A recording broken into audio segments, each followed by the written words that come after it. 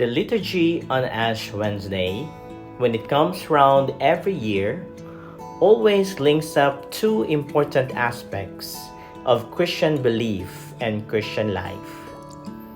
Number one, the ashes themselves, which are distributed during the Mass, symbolize our mortality. The fact that one day we will depart from this life. When he's giving out the ashes, the priest says, "Remember, man, you are dust, and to dust you shall return." Then he marks the cross or the sign of the cross with the ashes on each person's forehead. And number two, the other aspects of Ash Wednesday follows on from that. Our life on earth isn't only a pilgrimage towards that goal. It's a preparation for it. God is available to us now, not just in the future. He calls us into friendship with Him now. In today's Gospel of the Ash Wednesday, Jesus gives His disciples some precise instructions about what to do to help achieve our final goal.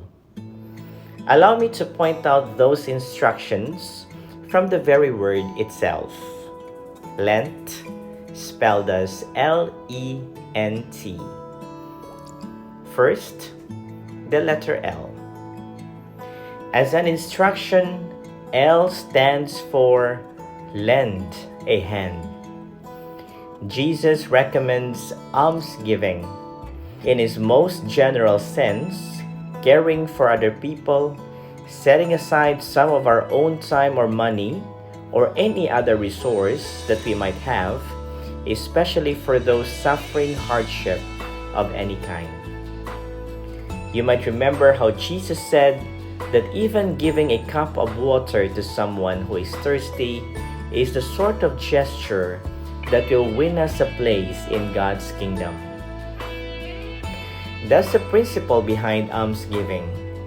We might have various faults and weaknesses that we never seem to get the better of, but we can redeem them or partially cancel them out by being generous, by giving to other people out of our own resources. Let us therefore lend a hand, not only to make amends for our mistakes, but to make up for our negligence and apathy towards our brothers and sisters. Second, E. As an instruction, E stands for E-nergize the SOUL. Jesus reminds his followers how important it is to pray, how important it is to open our minds and our hearts to God and strengthen our relationship with Him. Sometimes, I think we can fall into the habit of thinking that prayer is something that we've got to do. It is an obligation. It is work. It's a way of paying our dues to God, and we'll be judged negatively by Him if we don't pray. Whereas, what we've got to remember about prayer is that it's not something we do for God's sake or to benefit God. It's something we do for our sake, and it benefits us. Third, the letter N. As an instruction, it means no to sin.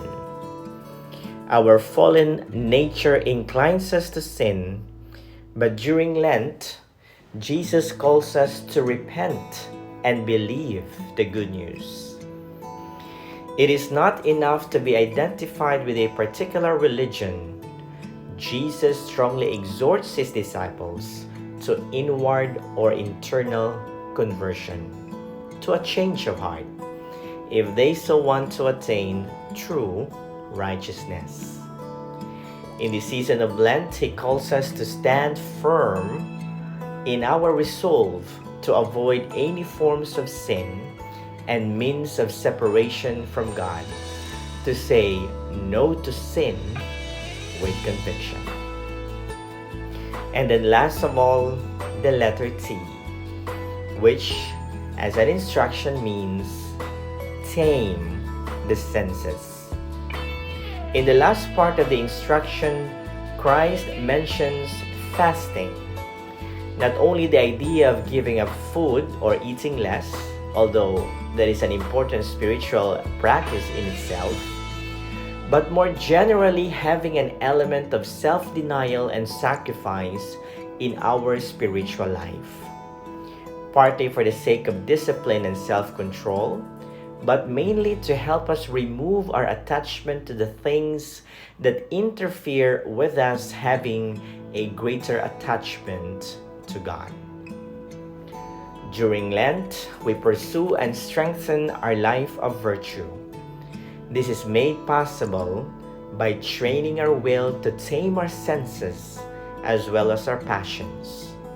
However, the goal is not to simply suppress them, our senses and passions, but to redirect our focus, our ultimate goal of eternal reward through the use of our senses and passions.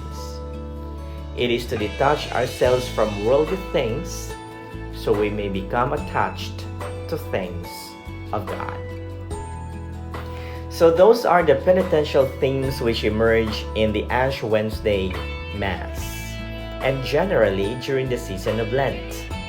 Ash Wednesday, which marked the beginning of the season of Lent, is a moment and time to begin these instruction and practices that Jesus taught his disciples. Let us express our willingness to enter into the spirit of penitence, especially for the next weeks of Lent, when we come forward and receive the ashes on our foreheads and declare our faith that from dust we came and to dust we will return. Genesis 3, verse 19. A blessed Lent, everyone. God bless us all.